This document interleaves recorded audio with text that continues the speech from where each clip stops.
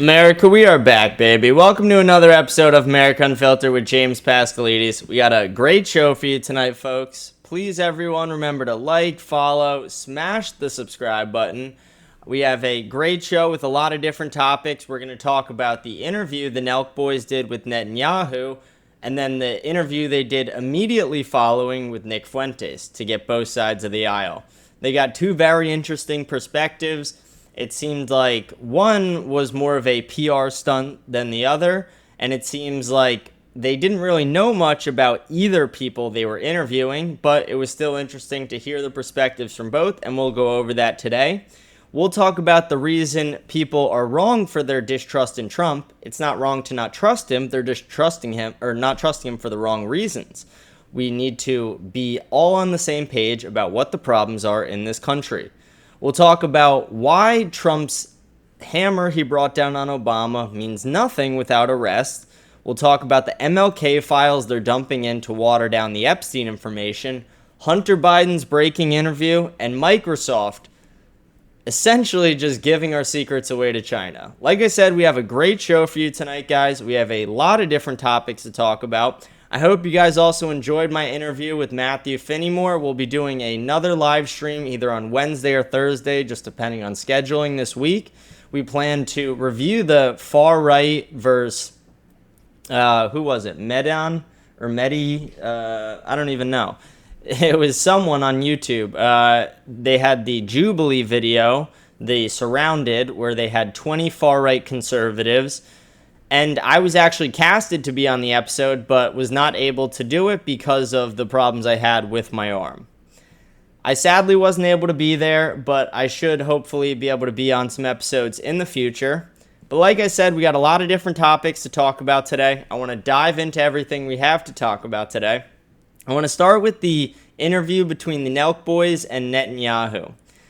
This was announced last week. When they announced it, they got a lot of controversy. And they got a lot of controversy for a reason that Netanyahu brought up in his interview and Nick Fuentes brought up in his interview following.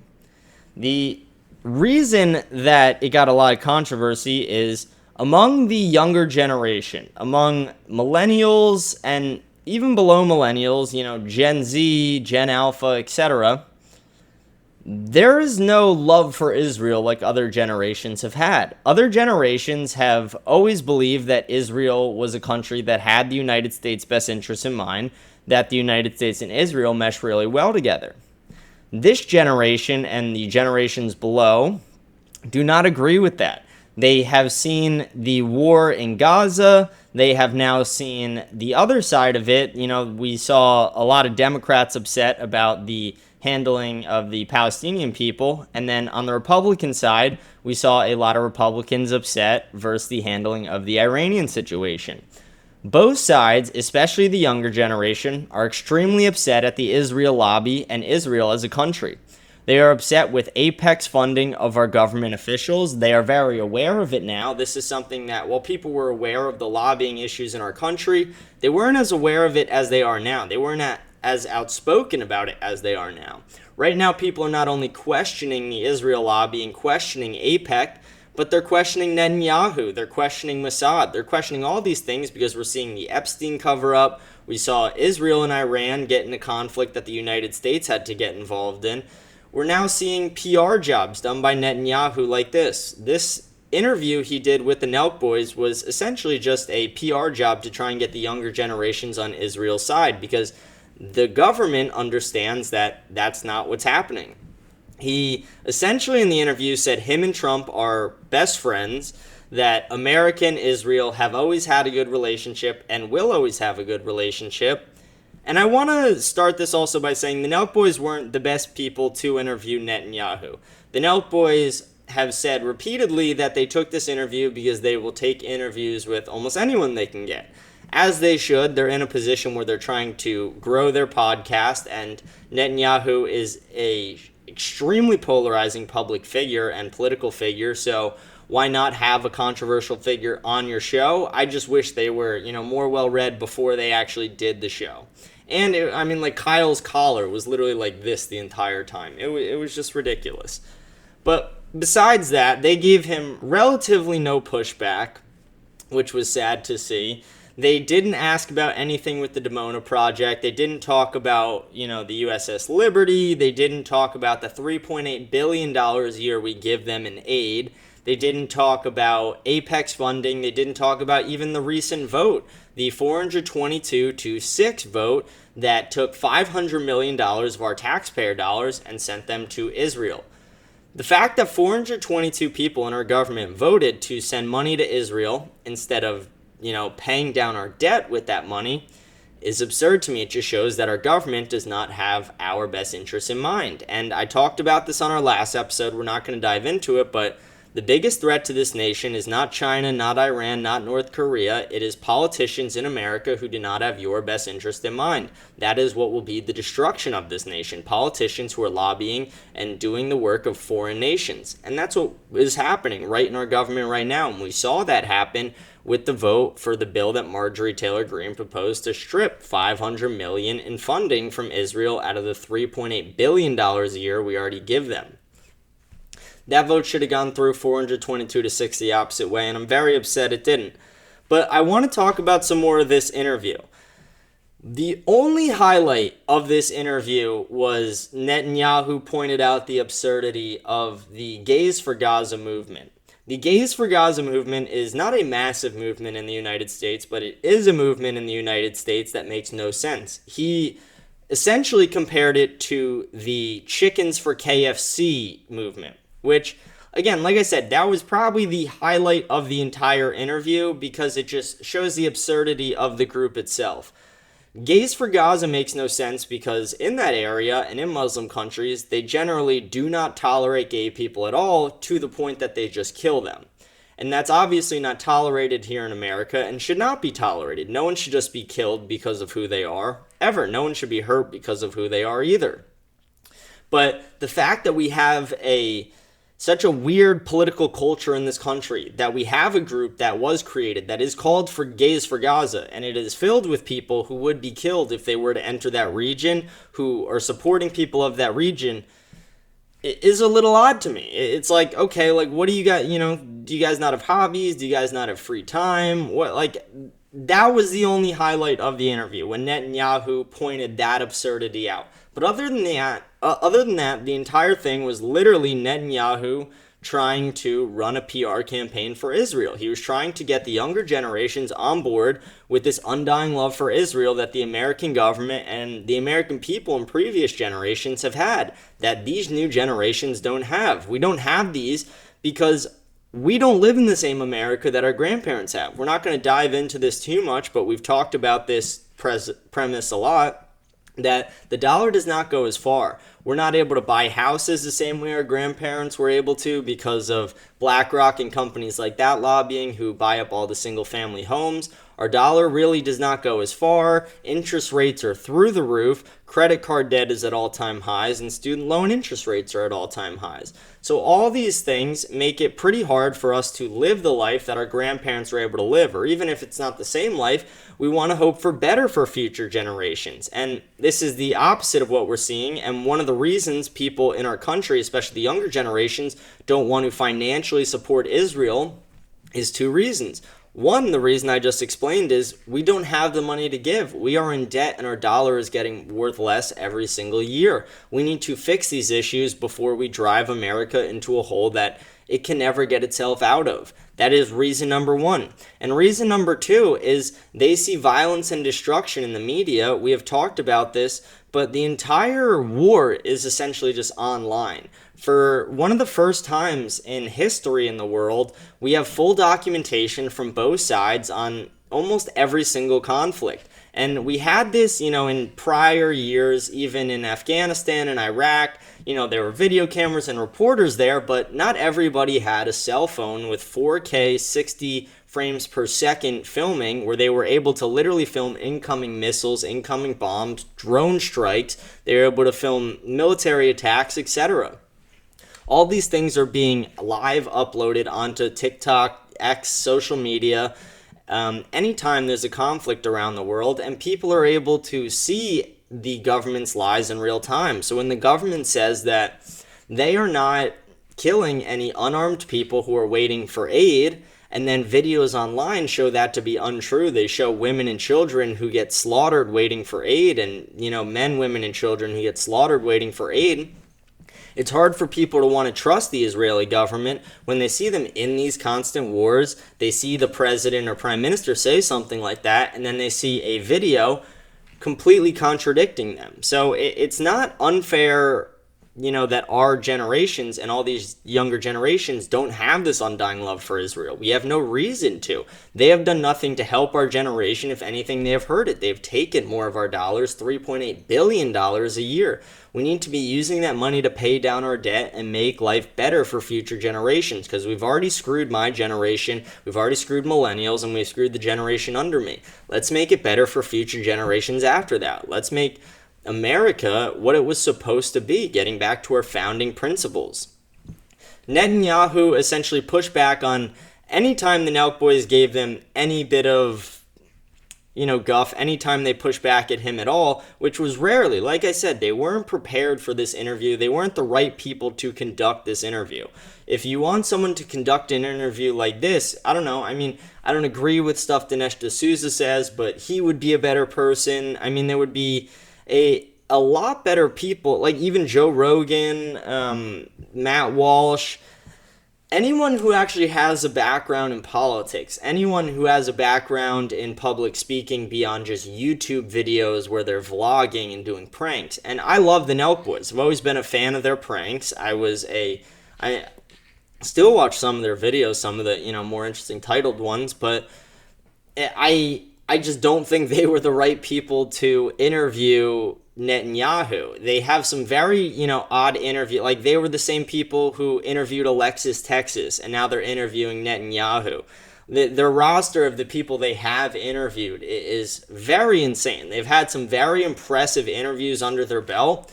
But then when you also mix in some of the other ones they have, it's like, okay, how do people like Netanyahu and Elon Musk fit into who they're trying to interview? Like, I understand they're trying to just interview anybody because they're trying to grow their platform. But if you're going to do that, you at least have to get slightly educated on the topics you're going to be discussing. They had no information at hand of the topics, or no knowledge of the information of the topics they were talking about. They were essentially just letting Netanyahu riff and talk about how America and Israel are this one powerhouse whenever they work together, how Donald Trump and him are such good friends, how, the younger generations need to support Israel, and they talked about when the Nelk Boys went to Israel, etc. What was really interesting about this, and I talked about this in the beginning, is following this, the Nelk Boys obviously got a lot of shit. They were getting an immense amount of hate online, and not just hate, they were getting the spam L's, they were getting various comments, I'm sure a record amount of dislikes on the video, because like I said, Netanyahu is a polarizing figure. He is a very notorious, politician. He could go down as one of the more corrupt politicians of all time. And Nick Fuentes hopped on their Kick stream with them right after. Kick is a live streaming platform for those who don't know. I'm sure most of you do.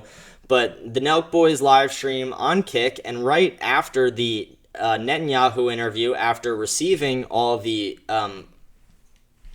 hate for the video and all the pushback for the video, they then took it to their live stream comments, asked who they should have on from the other side. And overwhelmingly, the crowd said Nick Fuentes, of course. Nick Fuentes is an outspoken American Christian nationalist. He is extremely well-spoken, part of the far right, canceled far right, one of the most canceled men in America. And whether you agree or disagree with his takes, like I say about everybody I agree or disagree with, let them talk. Let them have a voice. Let them have a social media account. Let them have a platform. This man is not allowed on YouTube. He is only allowed on X and Rumble. He is not allowed on almost any other social media platform. He was on a no-fly list for years because of the January 6th incident. The FBI took $500,000 of his money with no warrant.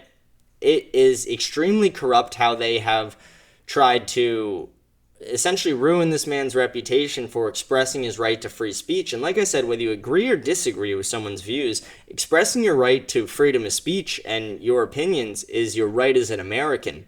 And everyone should be able to do that. And I understand the argument of social medias being private companies, but they should not be limiting free speech. Just because they don't agree with the speech does not mean they should be limiting it. He is not even allowed a blue check mark on Twitter, even though it is the most free speech platform of all time. But Nick Fuentes came on their podcast. He did about 15 to 25 minutes, nothing too long. They briefly talked about the interview, and he pointed out, like I said, that it was essentially just a big PR job. He said that a lot of the things Netanyahu said were untrue. Specifically, he talked about the October 7th attacks.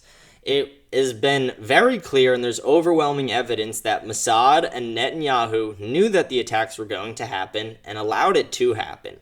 The reason behind that, my audience can speculate to those, but it is very clear that Mossad did know about it. They have one of the best intel agencies in the entire world, and the overwhelming evidence suggests that they could have prevented it, but chose not to. Nick pointed this out, negating everything Netanyahu was saying, among other things. Nick also pointed out, like we said, the shooting of unarmed people waiting for aid, the constant occasions it has happened, and the times that it has been filmed and documented for social media.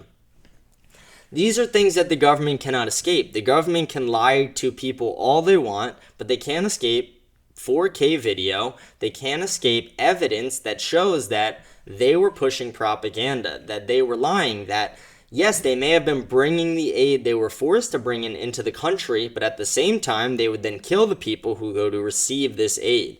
That is not as a Catholic, I find that extremely immoral, disgusting, and unforgivable. I find so many things that Israel does to be immoral and unforgivable, especially the Epstein thing. We talked about the Epstein thing all last week. I talked about it with Matthew Finney-Moore as well. But the fact that they allowed a pedophile operation to run on an island, and they allowed it to happen so that they can blackmail politicians and billionaires, is one of the most disgusting and corrupt things I have ever seen in my entire life. And I pray that it's the most corrupt thing I ever see in my entire life. I pray that nothing worse ever happens. And I find it hard to imagine that anything worse ever could. A man who essentially sex trafficked thousands of little girls to countless higher-ups got to get his name cleared, essentially. Ghislaine Maxwell is the only one rotting in jail for the crimes of Jeffrey Epstein. I think the fact that the Nelk Boys brought Nick Fuentes on after is extremely important. I think when you bring such a polarizing figure on your show, especially when you have a show as big as the Full Send podcast, which has millions of subscribers, I think it is important to let everyone, especially when there's a mass amount of disagreement, I think it's important to allow everyone to see both sides of the story from a very educated perspective and to create their own decisions. That's what America is. We don't have our government telling us what things are, even though that's what they want to try and do. As Americans, we get to make our own decisions based off of the available information that's made public to us. I think it's extremely important that they allowed that, video, allowed the live stream with Nick Fuentes to be public to the American people. I think that not only does it boost their credibility, but it also negates some of the negativity they got from the Netanyahu interview in the first place. Like I said, they weren't that educated and informed on the subject. They even expressed that to Nick Fuentes when they started the live stream. Nick Fuentes is not shy about things. He said, yes, it was clear. It seemed like a pretty softball interview. And then he goes on to educate them. He goes on to educate them on things happening in Israel. He goes on to educate them on things that Netanyahu said specifically. And then he goes on to educate them about how Americans feel about this on both sides, or on all sides of the aisle. Jews, Christians, Muslims, how they all feel about this situation domestically. And this is important that the American people can hear both sides of that. Because it's nice to hear the prime minister of a country talk, whether it's propaganda or not. But if you have nothing to negate that, if you have no, fact checking, if you have no verification or no, like I said, a voice who speaks out against the Israel lobby, then it's essentially just pushing the Israel lobby on their behalf. That's essentially what they were allowing until they allowed Nick Fuentes to do that. So I think it's great that they allowed him on, because I don't think Israel should be allowed to just lobby on someone's podcast and lie to the American people about things that are not true. Not everything he said was false, but for him to paint Israel as completely innocent and that they have done nothing wrong is false. For him to not brush over the Epstein information at all is extremely negligent, extremely suspicious, and extremely, I don't know if rude is the right word, but rude to the American people. It's dishonest to the American people, and it just shows that you're pushing propaganda, that you avoid one of the biggest subjects at hand. I don't know, Israel pushed for decades the narrative, or for about 15 years the narrative, that Iran was this close to a nuclear bomb, and then he spoke about it in the podcast that he has this iron tight relationship with Donald Trump, that they're best friends. I don't know what's going on with my throat.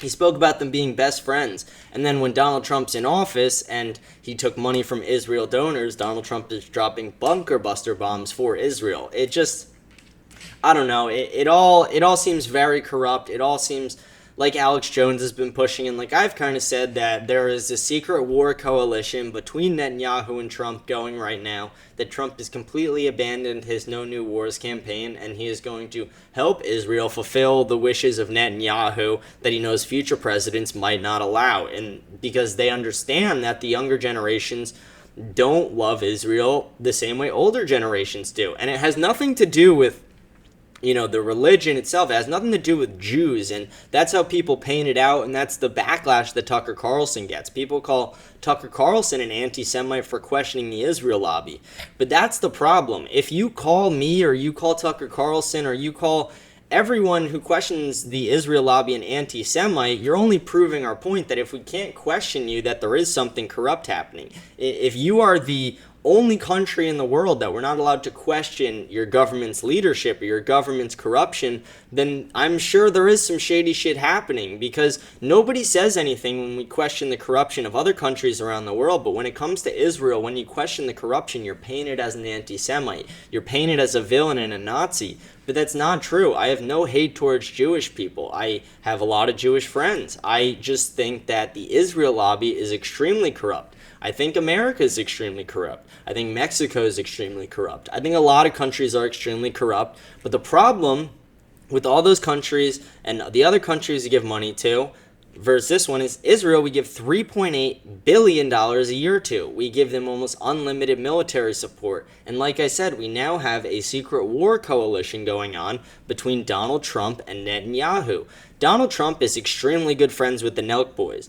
If you don't think that Donald Trump placed this interview so that Netanyahu could boost his credibility with the younger generations, boost Israel's status with the younger generations, then you're blind to this. This is an obvious PR stunt by Israel, by Netanyahu, and by Trump to boost the credibility of this, so when they push the regime change, when they push future war moves with Israel, when they push more money to Israel, etc., we're more willing to accept it. We're more willing to just not look it over, not think about it twice, accept that our tax dollars are being wasted on a country who constantly undermines us and essentially violates Geneva Convention laws. And that's not to say that we don't or other countries don't, but they currently are while we're sending them money, and they're making Americans look bad because of it. My tax dollars right now are funding people getting killed when they're unarmed waiting for aid. I don't want that to happen. I don't want people to die in general. I don't want Israelis to die. I don't want Palestinians to die. I don't want Americans to die. I don't want Iranians to die. I don't want anyone to die except for pedophiles. I make that stance clear all the time. I want every pedophile to be eradicated off the face of the earth. But I have no interest in seeing the continued wars happening everywhere. The only war I'd ever want to see is if you could take every pedophile, put them in a Hunger Games type situation, and then at the end just kill the winner as well. Like, I would love that, but other than that, I don't see any reason for war right now. Like, there are necessary wars, but none that are happening right now. None of the wars that the United States have been involved in the last 30 years have been necessary, and even the last 40, 50 years. It is ridiculous that the United States keeps backing Israel in all these regime change wars, that Israel and Netanyahu are pushing this PR stunt on the American people and on the next generation, because the Nelk Boys viewers are generally younger viewer base, anywhere from 14 to 30 something, which is a wide range, but they do attract all kinds of viewers, but it's generally, millennials and under. It's not these older generations, and while it is some of them, it's few and far between. It's generally those, like I said, those younger generations who Israel's trying to steal the hearts of. But like I said, it's failing on both sides of the aisle, Democrats and Republicans. There is this, we're all kind of nervous of Israel. We're all kind of scared of what the government can and will do. We're all scared that their intel agencies were running a pedophile operation and there's no justice being brought to it. It's essentially just being covered up in real time. We're scared that we're going to get pushed into a war by them again. And we're scared that if anything happens to them, that we have to come defend them every single time, no matter what. It scares the younger generation. We don't want our dollars funding it. And we're going to push back continuously on our dollars funding that. We don't want that anymore. I do want to go on to our next topic, and it kind of mixes in with this one a little bit, but it's why people are, we're seeing a huge lack in trust in Trump, and that's not incorrect for people to not trust him right now. Donald Trump has not shown to be trustworthy recently. If anything, he is shown to be lying recently. But we're seeing a huge amount of people who are saying they do not trust Trump on both sides of the aisle. And a lot of them are saying they don't trust Trump for, same old reasons. They're saying they don't trust Trump because they think he hates immigrants, he's a racist, all the old bullshit buzzwords we used to hear back in the day. That's not why you should be hating Trump right now. And I'm not saying anyone should be hating. I'm not telling people how they should be thinking politically. But Donald Trump, the reason people should not be able to trust him is because he has lied to us. Because during his campaign, he campaigned on no new wars and went back on it because of lobbying. Because he, for years, him, his son, everyone in his cabinet, everyone in the Republican Party was pushing for the release of the Epstein files. They were pushing so hard for the release of the Epstein files because, like me, we're still sure that Bill Clinton is a part of them. But Donald Trump might be a part of them now. It seems to be very likely that Donald Trump could be in these files. I've talked about it all week last week. I talked about it with Matthew Finnemore as well. But I don't know.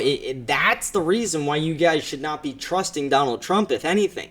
You shouldn't be not trusting him because of all the bullshit buzzwords and the boy who cried wolf things where they're throwing out anything at the wall, seeing what sticks. No, don't trust him because of the things that are right in front of us now that are happening, that are tearing down the Republican Party, that are tearing down the conservative establishment, that are making credible media sources look terrible. Literally, I talked about this with Matthew Finnemore as well, but the media sources they brought in for the Phase 1 release of the Epstein binders, they ruined their credibility. They made them all look terrible because there was no Phase 2. They paraded around these binders only to have no new information really in them. It was only the Ghislaine information, and even less than that because they redacted things.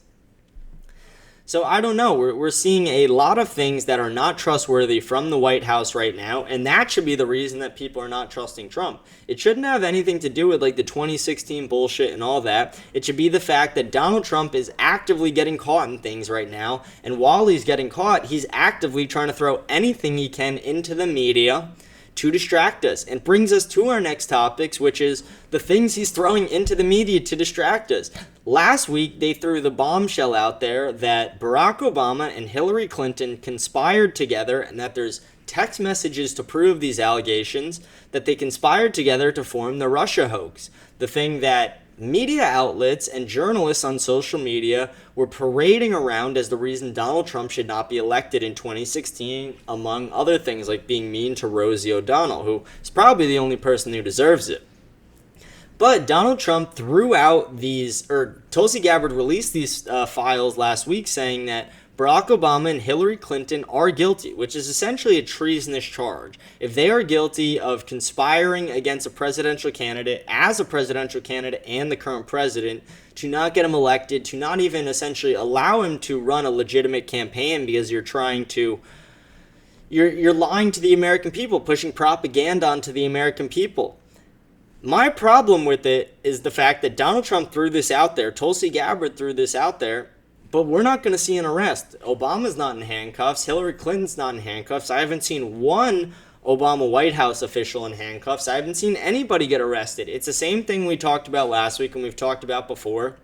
But it means nothing if you do these things and don't actually give any action. If you release the JFK files and don't name who the new suspects are, name what actually happened. If you release the MLK files and don't say anything further than releasing the files. If you say that Obama and Obama and Hillary are guilty, but don't actually arrest them, what does it mean? If you bury the Epstein information, it just shows you're corrupt. Like, all these things are not proving well for Trump. They are actually showing that Trump might be a lot more corrupted than we thought. Like I said, he's throwing all these things in the media just to try and distract us, to try and overwhelm the media, give them a lot of different things to talk about, a lot of different things he promised on his campaign. But the promise is he's watering these things down now. They're not going to mean shit because right now everybody who actually has a brain in politics is focused on Epstein. They're focused on the bipartisan cover-up from the Democrats and Republican establishments to bury the files that show that high-up politicians, donors to both parties, that people were in with this guy, that they were having sex with children on this guy's island, that they were being blackmailed by Jeffrey Epstein. There's a bipartisan movement to bury these files, and like I said, they're going to throw anything they can in the media to get it out of the way. But what would really get it out of the way is seeing Obama in handcuffs. Is not just saying that, Obama, we know you're guilty, Hillary, we know you're guilty, is actually seeing them get arrested. Seeing them get a mugshot the same way Donald Trump did. I don't think Donald Trump should have been arrested, but why aren't they right now? Why are they not arrested? Why is Donald Trump not holding anyone actually accountable for the actions that he's saying they did? And then another thing they threw out into the media. They released the MLK files today, but just like the JFK files where they released 80,000 independent PDF files that you had to download one by one, this time they released 230,000 PDF files. Again, this is just a complete distraction from the Epstein case. I'm sure eventually we will review all the files. It will take me a few weeks, and I'm sure it will take people in the media a few weeks, but we will get more information than we've had. I've made my prediction on this previously that I think it was people within the FBI. We literally have quotes from the head of the FBI at the time who said that, and I quote, Martin Luther King is the most powerful Negro in this country, and we need to do whatever we can to destroy and kill him. That is an exact quote from the leader of the FBI at the time that Martin Luther King was alive in his final years. So I think it is pretty obvious that it most likely was a CIA, FBI operation, something along the lines of that. It's weird that a guy would get sniped from a roof while he's in his motel room or on his motel balcony from a guy who just got out of jail. That seems like a conspiracy to me. That's actually something I forgot to talk about too. Netanyahu and this isn't new for him to say, he said it before, that's how he tried to get the United States people on board with bombing Iran, but in the interview with the Nelk Boys, he expressed that the attempts we saw in Donald Trump's life in his campaign leading up to his election were from Iran. That the shooter we saw in Butler, Pennsylvania, and the guy who attempted to break onto Donald Trump's golf course were from Iran. That they were Iranian hitmen. One, they look nothing like Iranian hitmen. Two, why would BlackRock be using an Iranian hitman in their advertisements? That would look poorly on BlackRock, but no one seems to be talking about it there. Only Netanyahu when he wants to push his pro-war agenda, which seems, again, very suspicious. Like I said, this guy is hungry for war. This guy wants war like Dan Bilzerian wants sex. It does not stop with him. All he does is want to drag the United States into these wars, into these conflicts. Every time they get into a conflict, we are involved, we're funding it, we're defending them, and not only are we defending them, we are trying to end the conflict for them, the same way we did with the Iranian conflict, which is not over yet. It's over temporarily until the regime change pushes through, which we will see before Donald Trump leaves office because, like we're seeing in real time, there's not this undying love for Israel. They're not going to be able to get these things in the future if they don't get them through with Donald Trump now. Donald Trump might be Israel's last chance to get a lot of funding. I'm sure we will see in the next few years more and more pushback from young conservatives, and as these young conservatives grow into older conservatives and they start to have children and they're able to show these values to our children as well, that, we're American nationalists, that we are going to put our money for America first. What real America first is putting all your money towards Americans, putting Americans over everyone. Our government works for us. It doesn't work for Israel. It doesn't work for Africa or Mexico or Canada. It doesn't work for anybody but the American people. We need to make that the law of this land. For some reason, we have 422 people in our government voting to take our money and send it to Israel instead of the other way around. It should have been 422 voted to keep our money in America. But no, we have a government where 99% of the people in the United States House are funded by Israel and will do anything they can to defend Israel, even if it means putting the United States in a shittier position.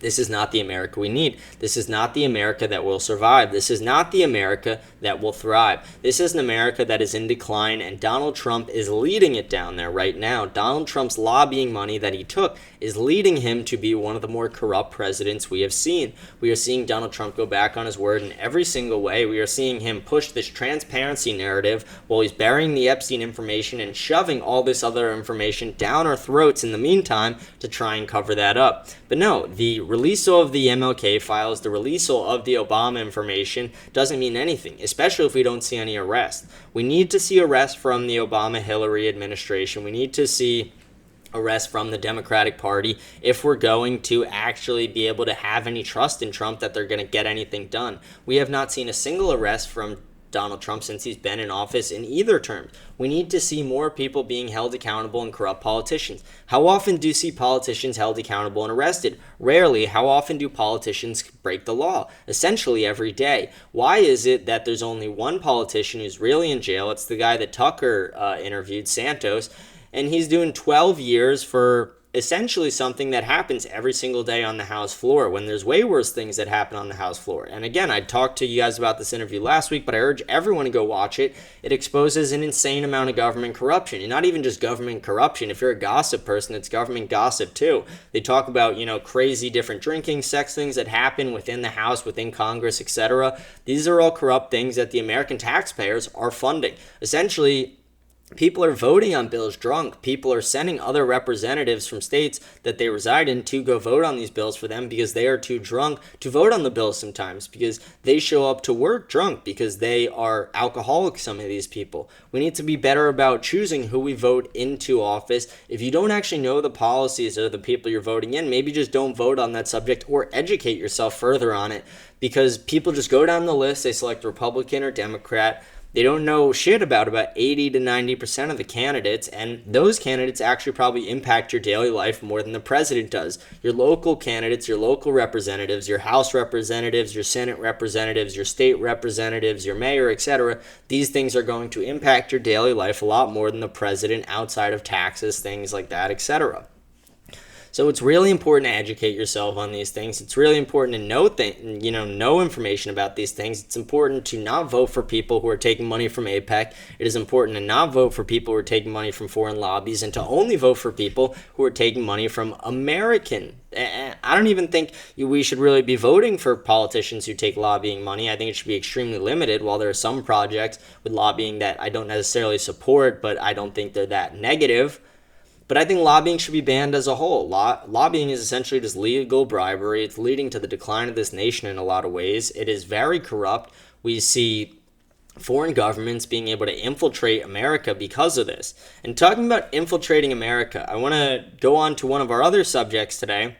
Microsoft is officially, this is just ridiculous when I read this out. Microsoft is going to stop giving Chinese nationals, so people who live in China and nationals who live in America, but people who live in China as well, they're going to stop giving them access to United States military technology software. Microsoft has been giving Chinese nationals in the United States and people within China itself access to United States military technology. They were using these people as contractors and using these people as laborers and for work on coding. But to think that China, the Chinese Communist Party, had access to United States military technology all because of Microsoft is so fucked up and corrupt. It makes me extremely upset. We all know Bill Gates is extremely corrupted because of his relationship with Epstein. He most likely was extremely guilty of having sex with children. We could assume this because of his relationship with Epstein, because of his lies about his relationship. He lied about the amount of times he saw him, how many times he saw him, where he saw him, if he was on the plane, if he went to the island. He lied publicly about this many times. He lied about his affairs, and then his wife, who even knew about his affairs, divorced him after she found out about the Epstein stuff. So what did his wife find out that we don't know? I'm sure we will never hear from her. Hopefully one day we will get the release of the information. But the person who was guilty of having sex, or hasn't been proven, but the person who in my mind is guilty of having sex with children on Epstein's island is now essentially guilty of giving United States military technology to the Chinese Communist Party. This ban that Microsoft is now having, where they're stopping giving this technology to them, comes after a Chinese nationalist was caught spying on the United States.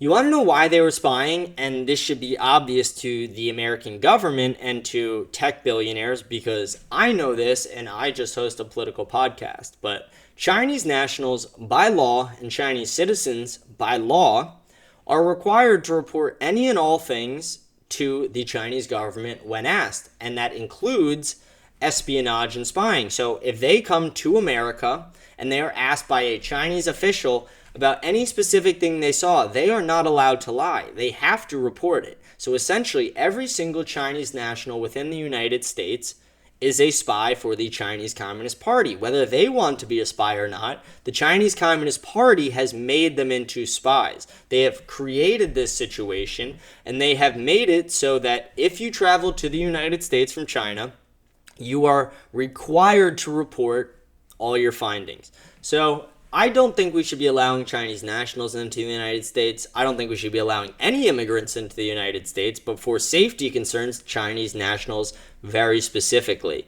Like I said, our biggest threat to this nation is corrupt politicians who do not have your best interest in mind. But second short of that is China. And then third is North Korea. Iran is not even close. But we need to have our focus on these issues, because we've talked about the generational long game that China's playing, and we will not win that. So we need to have every advantage we can over China, because we don't have a lot of advantages when it comes to generations and things like that, and passing these wars along generations. There was one other breaking story from today, and it was the Hunter Biden interview. Hunter Biden sat down for a 3-hour unfiltered interview. I have not finished watching it yet. I actually will most likely do a reaction stream to this. I know I've said that a few times. I said I was going to do one about the Nick Fuentes and Candace Owens interview, but then Candace Owens started copywriting every single person who tried to download it and restream it. So I did not want to deal with that, but I think I will be able to do this one. I also will be, like I said, doing a reaction stream to the Jubilee Far Right video that I was casted for, but sadly was not able to attend, because I think that will give an interesting perspective too. But Hunter Biden's interview kind of proves one thing. It proves that if you get pardoned, you can literally go and talk about your crack use and crack addiction and all the illegal things you did very publicly, and no one can really do anything about it. He was pardoned for any and all crimes he committed. So were all of Biden's family members and pretty much anyone who worked with or close to Biden, including Fauci, one of the most corrupt people who should rot in jail for the rest of his life for what he did to millions of Americans. But Hunter Biden for 3 hours talked about his crack usage, his alcohol usage. He ripped the Democrats apart. He sounded like a cracked out child. He sounded extremely immature, and I generally don't find cursing to be bad. If you're cursing when you're talking, I curse a lot. It is not a problem.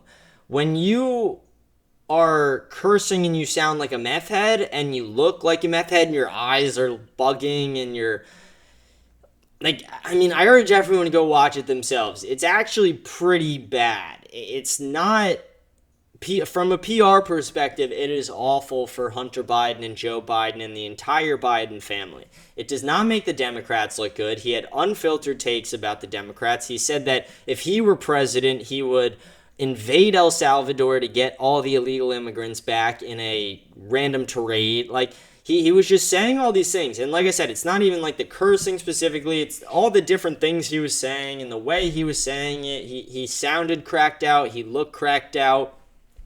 And maybe he was. Like I said, he's pardoned. This guy could go do whatever the fuck he wants. It does not matter. This guy he was the person that for, years we heard from Nancy Pelosi, we heard from Elizabeth Warren, we heard from Karine Jean-Pierre, or whatever her name is, we heard from Joe Biden himself. Are you going to pardon Hunter Biden? Will you pardon your son? And they all said, no one is above the law. Not even the son of the President of the United States. No one is above the law. No, I will not pardon my son. Only for him to pardon him, saying that his son would face unfair prosecution. First of all, nothing would be unfair about the prosecution. Unfair prosecution was trying to arrest Trump for paying Stormy Daniels off. Again, that's not a crime. It is not and saying like, oh, he did shit with his taxes and whatever. Like, again, go to New York, go to the finance industry, go to Wall Street, go to the Lehman Brothers, go to any of these corrupt companies, go to BlackRock. Like, they do more corrupt shit by 11 a.m. every single day than things they accuse Donald Trump of in those 34 felonies. So I hate that argument about, I don't know, I just hate that argument from liberals. I really think people need to be held accountable for their actions, but when you're forcing crimes on people, it's not holding people accountable. It's using your political power against your political opponents, which is what dictators do, not what presidents are supposed to do. Hunter Biden was one of the most corrupt people to enter the White House. He was not the president, but he was the president's son who was able to treat the White House like a mockery. He was able to do cocaine in the White House, do drugs in the White House. He was able to get away with pictures leaking of him having sex with hookers, smoking crack while driving 145 miles an hour on United States roadways. But none of this mattered to anyone in the Democratic Party post Joe Biden pardoning him. Yes, there were a few voices who spoke out against it, but the majority of voices on MSNBC, on CNN, Rachel Maddow, etc., they were in favor of it. They were saying that it doesn't matter that Joe Biden, for years, said that he wasn't going to pardon him, that his son was going to face unfair political prosecution, which is exactly what they did to Trump. So I hate the fact that Democrats are like that hypocritical. They will literally accuse you of doing the thing that they are doing in that very moment. It is absurd that Democrats treat Americans in the American media this way. That is kind of all our topics we do have for today. It was a great show.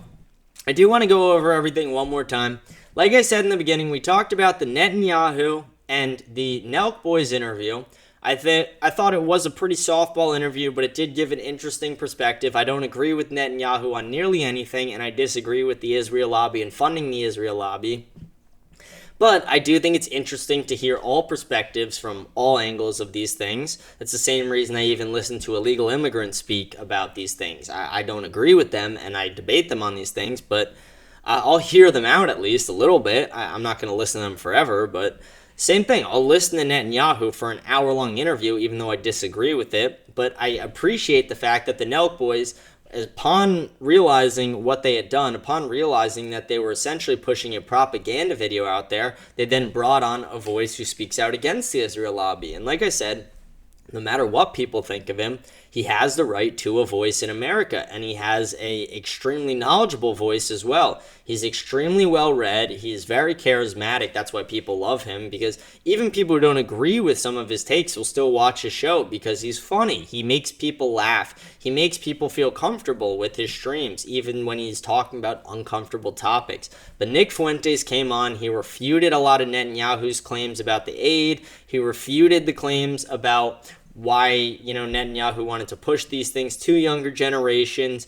He talked about Mossad, he talked about the Israeli government, he talked about the corruption, and he talked about why he was canceled, and he talked about the Candace interview a little bit as well.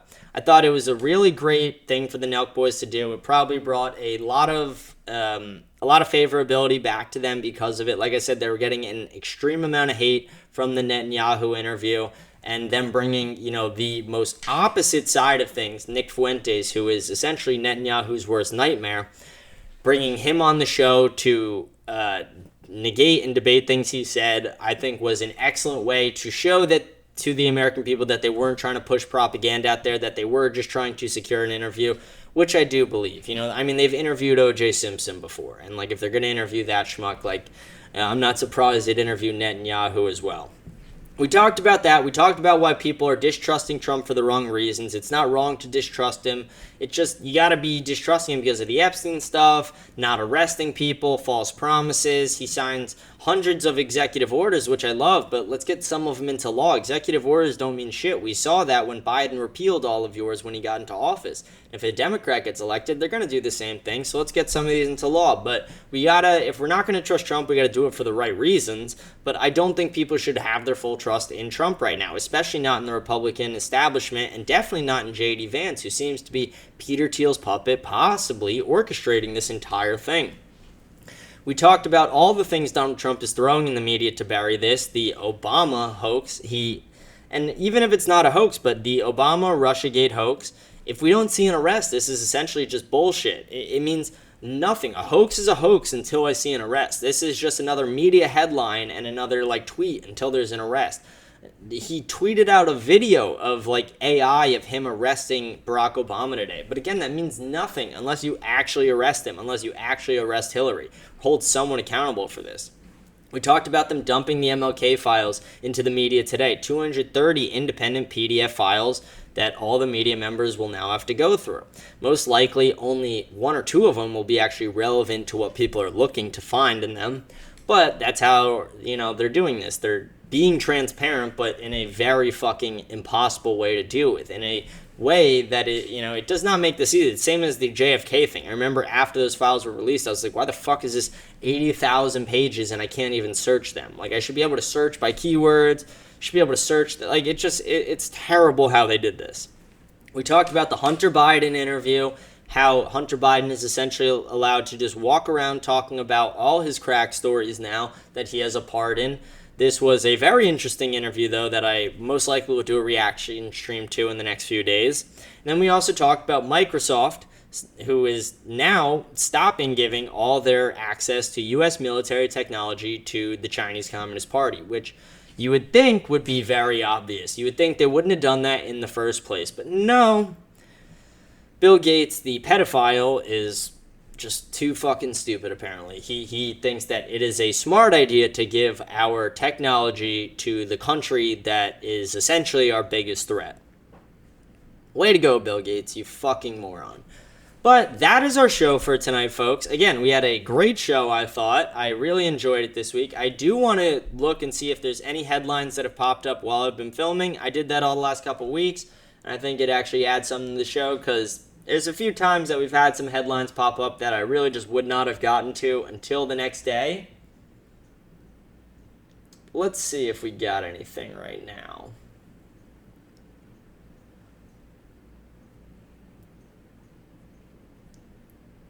MLK's family is apparently heavily objecting to the release of the files. I mean, this is because that, while MLK was an extremely important figure, especially in Black America and the civil rights movement and things like that, he wasn't an angel. I mean, he had multiple affairs. I don't know this for a fact, but I think it was alleged that at one point he did hit a woman as well. He would constantly be using the N-word, and again, people say that that's fine for Black people to do, but I would argue that no one should be using it. I mean, it's either no one should be using it or everyone should be using it. And again, I don't think everyone should be using it. So it kind of comes back to no one should be using it. But to say that only one race can say something, it seems ridiculous to me. Not that I think people should, like I said, I don't think people should be saying it in general. But it's it seems the reason they don't want it to come out is, yeah, they just don't want the negative things about the dad, about MLK, to come out. And again, it's not that that would ruin his reputation, but there are certain things about his life that are probably not, too appealing to the overall public. There are little pieces to that. When people find out, they're like, what the hell? Like, when people found out Rosa Parks' husband had a car, like, it was like a shock to, like, that was a trending thing on TikTok for a while, and like millions of people saw it. And it was like, holy shit, what? She had a car? Most people didn't know that she was planted there. And she was planted there because she's a sweet-looking old lady, and she was able to, fit the narrative of what they were trying to push, of just like a sweet old lady, no harm at all, who they wanted to move on the bus because of where she was sitting. It was a very effective method. There's nothing wrong with that. It's just that they don't teach you these things when they should. They should teach you what actually happens in history, not a watered-down version of it. And it's very sad that we are taught a watered-down version of it. And a weird reason we are taught a watered-down version, if you guys look at who makes all our textbooks, Robert Maxwell.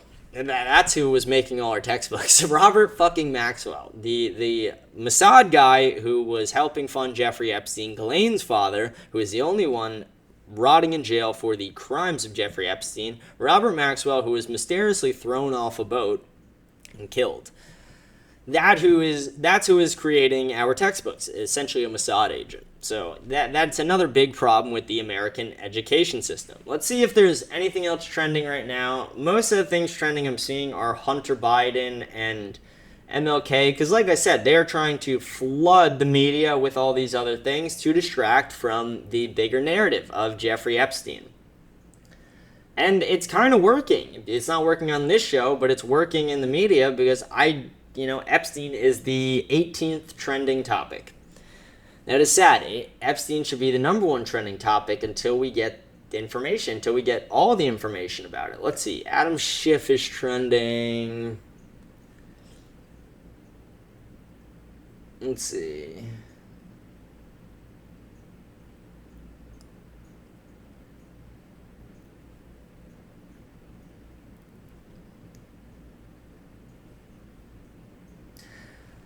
New documents show all along that Adam Schiff knew that there was no proof of Russia-Trump collusion. Okay, we can imagine most Democrats knew that, but again, none of this shit means anything until we see people getting arrested. None of this actually means anything until, like I said.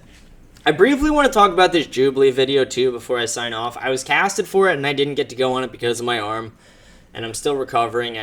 I have to take my arm out of my brace for 2 hours a day. I figured during the show is a good time to distract myself. But I wish I was on. There were some people on the show who I felt like didn't represent the far-right movement in the correct way. And it's not even that I disagree with all their views specifically, even some of the more, far-right American nationalist views. Like I have said, I'm an outspoken American nationalist, so I hold a lot of similar views to some of them. But the way they go about saying them, I think, is incorrect. I think they go about them in an inefficient way that makes the movement look poor, and it fails to move the movement forward. If we want to move American nationalism forward, you can't do it from a place of hate. You can't do it because, I don't want immigrants in this country, legal or illegal, because of financial reasons. And even if they can pay money to the economy, I don't want them because I want our dollar to be worth something. I want Americans to hold jobs, and I want the dollars in America to be spread around Americans. I want a complete restructure of the way our government works in a lot of ways.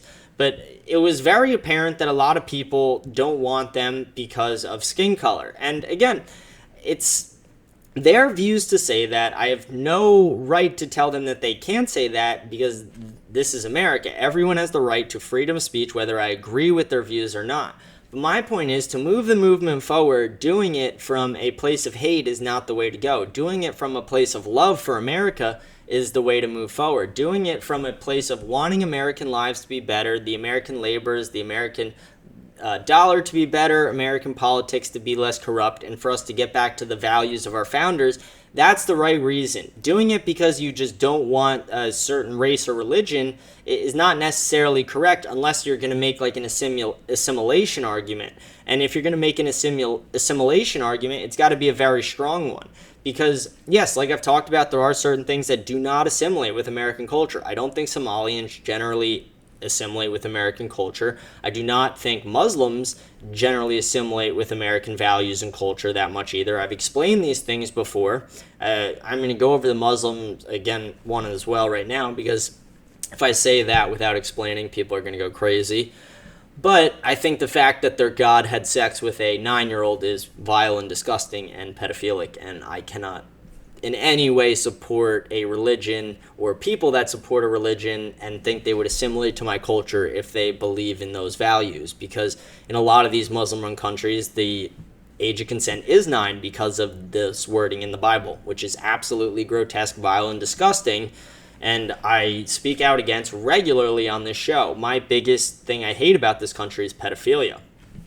But like I said, I think the episode itself of Jubilee was productive because I think American nationalism is getting more of a voice. I think the more American nationalists we get out there, the better. And I think there were a lot of really smart people who made some really smart points. And it's not even to say even the people who made points I didn't agree with didn't make any smart points at all. It's just the little comments some of them would say here and there that don't make the movement look great. And we need to do what we can to push American nationalism into the mainstream. We need to push American nationalism to the American people. We need to let them know the beauty of American nationalism and that American nationalism will save this country. We will be able to have a culture in America that people are proud of. And one thing in this episode that was very apparent, and a lot of people are very, split between this, was a lot of people on the episode were proud to be white. They made that clear. They even verbally said that they were proud to be white.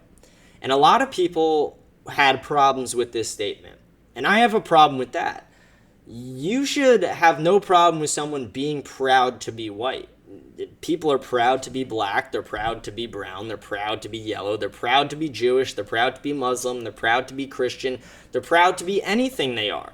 Why is it bad for people to be proud to be white? I see no problem with people doing that. If you're pushing a white-only society, I understand the problem with that, but that is not what these people were pushing. But a lot of them just made it clear that they are proud of their white heritage, that they are proud of their white ancestors, and they are proud of being white and who they are and their European heritage. And for some reason, this was made to be an issue by the left. This was made to be an issue by the person they were debating as well. It was made to be an issue by people on social media. But to give my perspective, I do not think it is a problem to have pride for any race or any culture,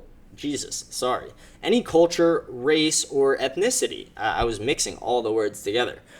But I think if we, like I said, I could disagree with them. I just don't think that having a problem with being proud of that is the correct way to go about it.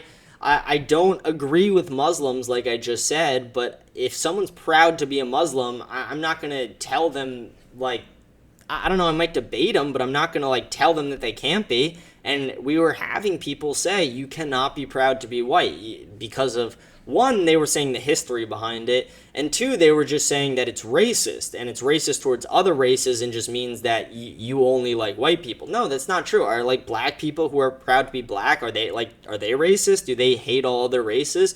No, that's just an untrue statement. You can be proud to be white and accept other races. It's just the way the media likes to paint these things, it's extremely upsetting to me, and I think it's what leads to this further divide. Like I said, I don't think all the people in the video expressed their views in the most positive ways, but I do think a lot of them did make a lot of good points. A lot of them did make some decent arguments, and they were able to push American nationalism further into the mainstream. That's why I said I'm kind of sad I was not on the video. I wish I was able to attend, but I will be able to do it for future events. I just have to hope that they have a similar style video, because I want to be on. I was on the mass deportations episode, which is American nationalism, you could say, but that video was a lot more of it, and there was a way bigger range of topics to debate, which I think I probably would have excelled in. But there were some bigger voices there. We even saw people like Hermes sitting in the crowd, and apparently they cut his parts out that he was talking. We saw Kai in the video. Kai was extremely smart. Kai had a debate with him at the end. I'm pretty sure Kai is a Christian nationalist, which again, there's not a problem with Christian nationalism either. It's fairly close to what American nationalism is. It's slightly different, but American nationalism is what I push. American nationalism is what our founders push. But their point when they push Christian nationalism is getting to the argument that America is a Christian nation. Well, I do agree that America is a Christian nation. I don't agree with every single thing of Christian nationalism, but I do think American nationalism and Christian nationalism are pretty close enough that we can agree on about 95 to 99% of topics. And I am a Christian. I am a Catholic myself, so I don't really have a problem with Christian nationalism when it's instituted in the correct way. I think countries have the right to decide how they go about issues like that. Obviously, America has a different stance on religion where, anyone can be any religion in America. And I think that's okay. I think people should be able to practice every religion. I just think we should be a lot more wary about what religions we accept when it comes to immigration and what countries we accept from when it comes to immigration. And I don't think we should accept any at all because it doesn't benefit the American people. The only people that benefit from legal or illegal immigration are the people who abuse their labor, pay them lower wages, and the government officials who use them as pawns. So I don't think it's productive to keep bringing in immigrants while our value of our dollar is getting lower every year, and while our jobs in America, while they say they're going up, if you actually look at the number of HB1 visa jobs versus American jobs are going down and HB1 visa jobs are skyrocketing. We're having companies doing mass layoffs of American workers only to rehire HB1 visa workers. It's disgusting that our government is allowing this, that Donald Trump, who pushed the America First agenda, is allowing this. We need real American nationalism. We need to get back to real America First perspectives. I think this has been a great show today, guys. I'm going to sign off today. I hope you guys do have a blessed day. You guys get 2 shows today. Lucky you guys. But I will see you guys tomorrow. Have a blessed day, a blessed night, and I will be live again tomorrow. Thank you.